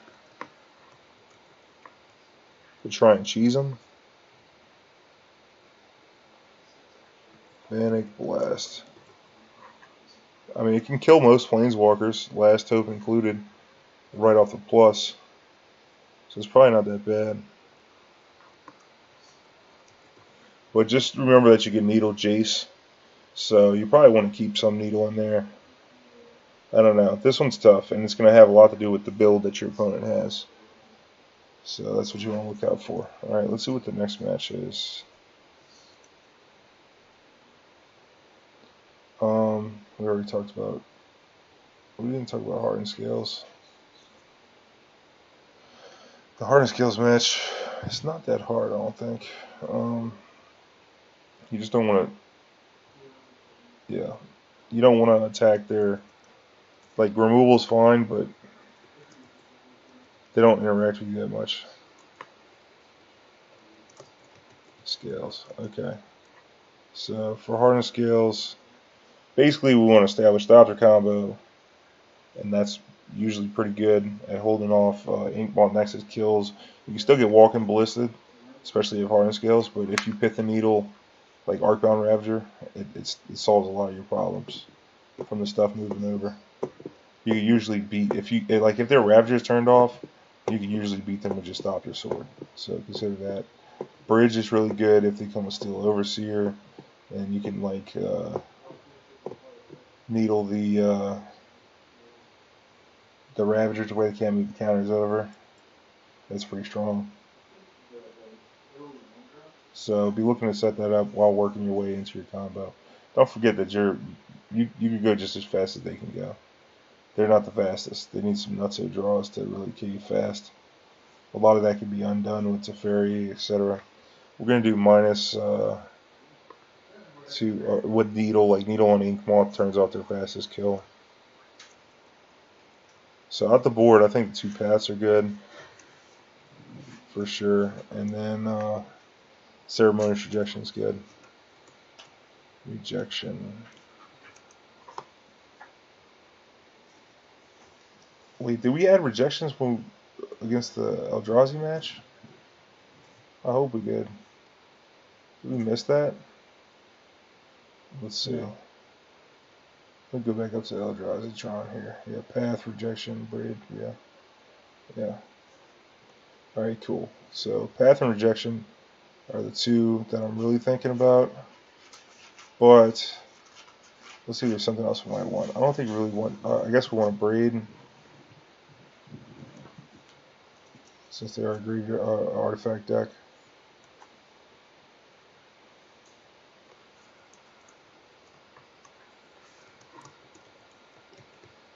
Pretty unconditional. We got some easy cards to board out though. So we're going to board out 2 Cage. We're going to board out 1 Sphere. I think we'll leave in the Spellbomb because it can be word 4 and it can scare off Inkmoth Ravager kills to slow your opponent down a little bit. I think these 3 are the easiest ones to board out. I like Engineer to set up some needles. Teferi just doesn't seem that good. I think I'm cutting 2 Teferi.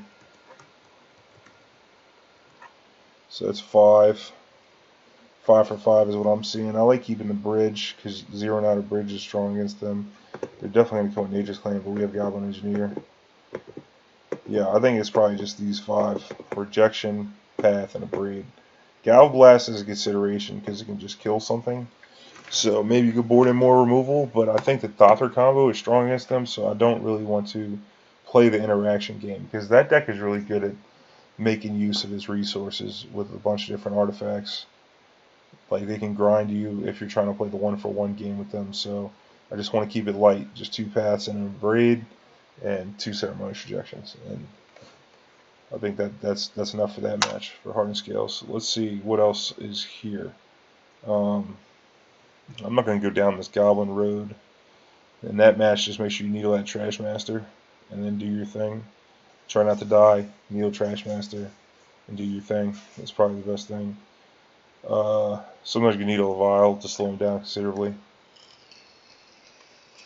What else we got here? Talk about Tron. WhUrza Prison. That's a whole other thing. Jeez, I guess if you had to play against the deck, might as well put it on here. It's 3%er, we'll do it. WhUrza Prison. It's different than Urza because they play a lot of ways to shut you down with Spyglass and things like that. So in that matchup, we got a lot that can come out. So why don't we start with the minuses first? -2 Cage. That's gonna suck. What else? -1 Spellbomb. Because it's not really doing anything. -1 Damping Shpere. Okay. Either is good. Oh yeah, -1 Bridge. Because they're the bridge deck. 1, 2, 3, 4, 5. I think we definitely want to come with. Let me get the pluses. Those were easy minuses. So let's see what we can get in here. We want +1 Ashiok to shut down their Whir. We want +2 Rejection. We want +1 Abrade. And I think we want the vcliques and the mentors. At least the vclique. Because we need to attack Karn as well. +2 vclique, +2 mentor. But mentor could be too slow. Like if they get a bridge down, it could be scary. 1, 2, 3, 4, 5. Other cards that we can cut. I think maybe Dr. Sword is probably just not that good. Although we have Teferi to bounce a Spyglass and then go off on them. We need to keep the Ether Grid because it's a great win condition. In case we start getting pinned down. Needles are fine. That's stopping things like Teleria West. You could also name Ipnu if it's come to that point that's how they're going to kill you. You can name Engineered Explosives is pretty important too. So name that strong. A lot of different things, different situations where needles are really good.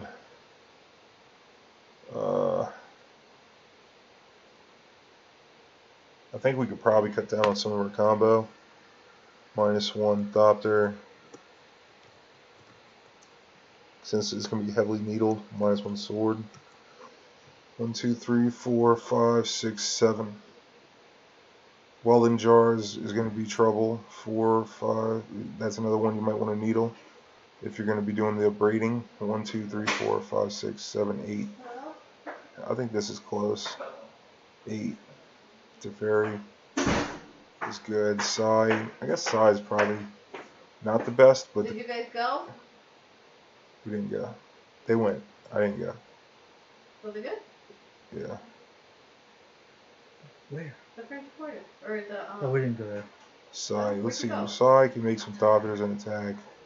It might be worth it to play the Sai because it makes 1 power creatures, and then you can draw into trying to find your ways to break through. It's a good draw engine with Sword. Even. I don't know. This is kind of hard, really. Maybe we could just cut a Mox. I don't want too many dead draws. -1 Mox. Yeah. Alright, let's talk about a different match that you probably actually play against.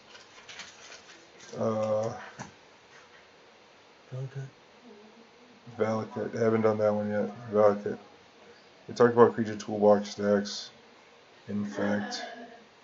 Valakut and Infect. I think we'll wrap up with that. Valakut. Alright, so in the Valakut match, it's just a straight race. We're trying to get this Urza online as fast as possible. We don't interact with them much at all. We're not playing things like Witchbane Orb like we see in other decks, and we don't have any way to attack their lands, so it's going to be a straight race. Pithing Needle is going to be on like Sakura Tribe Elder, and then match or sometimes Wooded Foothills. Don't be scared, just needle Wooded Foothills. Because that's their most common fetch. So we just have to straight race them. We've got to come with the Thopter, the Sword, get them like that. Try and go for a fast combo because we don't interact. That's what we want most in that match.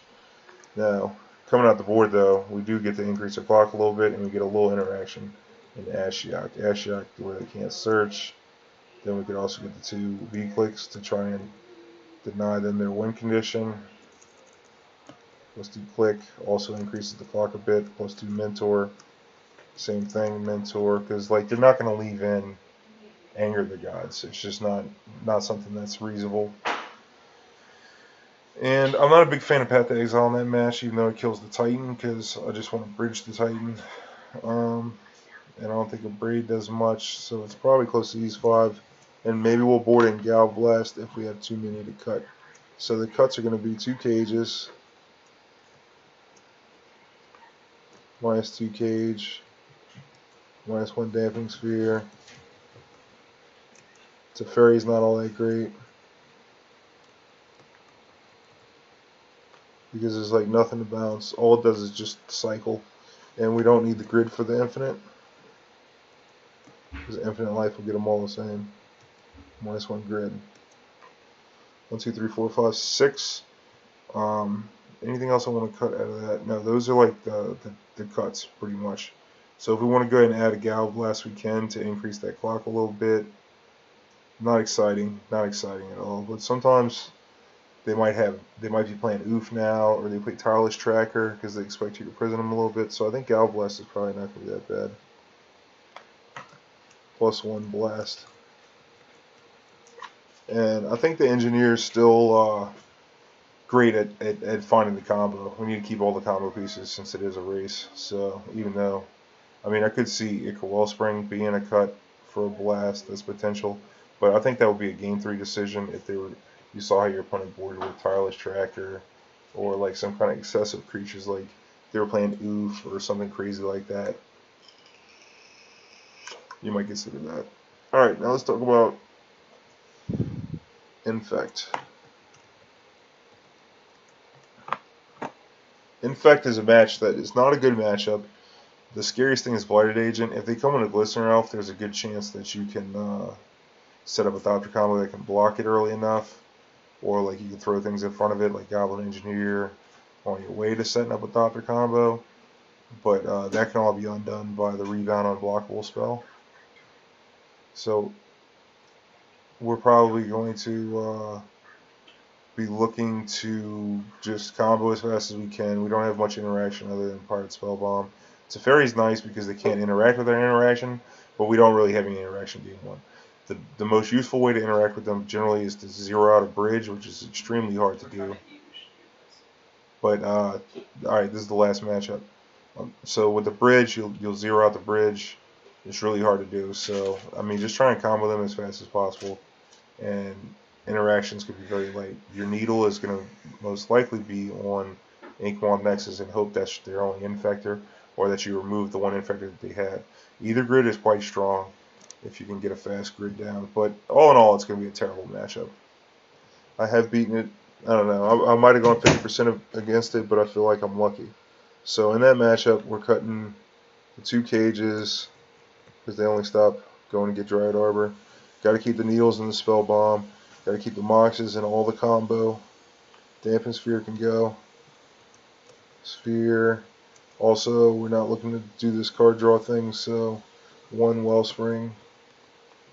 These are cards that I definitely don't want. I like Teferi, I like Sai. Even though Sai's a little slow, I definitely like Bridge and Whir. We can do all this stuff. The cards that I want in the deck are going to be all the removal. So we're going to go with 2 Blast, 2 Path, 1 Abrade, and yeah, I guess vclique's not that bad because it can block, and you could also check out their hand, but it is kind of slow, so we'll put the question mark on the vclique, plus question mark, Clique, and then we'll see what we're looking at. I think we only have 4 out right now, so I think the Teferi's fine. I like the bridge. Maybe we cut the side for the Clique. That might be okay. Although Sai's pretty good at just never-ending blocking a Glistener Elf, but I think a good opponent will probably leave in some unblockableness, so -1 Sai. Although Sai either grid is nice. I don't know. I think the Sai needs to go, though. I'm not a big fan of the Goblin Engineer, but it can block a Glistener Elf and force him to throw a pump spell at it. So Wellspring. I don't think Damping Shpere is that good. 1, 2, 3, 4, 5.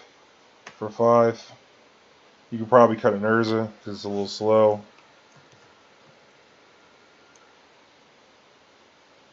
And just board in 1 click, maybe 2. What are we wearing for the combo? We could go a little lighter on the combo. Could cut a Sword of the Meek. But I think we just want to interact and then infinite combo them, because playing a long game is going to be hard to do because eventually they'll be able to pair up the protection with your removal spells. So we'll do it like that. And with that, that is the sideboard guide. This is where we're at. I think we covered all the matches. If you have any more questions, make sure you check this out. I'm going to post in the group. I'm also going to post it on my Patreon for the people who subscribe for this particular deck's content. And if you're watching from the Patreon, make sure you check out the website to join the Mastermind Coaching Group. It's a great group. It's just one of the calls. You get a call every night of the week, and you know, a lot of like-minded people trying to get better at the game. Here we are. Okay, one love, everybody. I'm out. One love, good vibes. I'll catch you on the next one. Need you to write a second copy of that for me. I'll definitely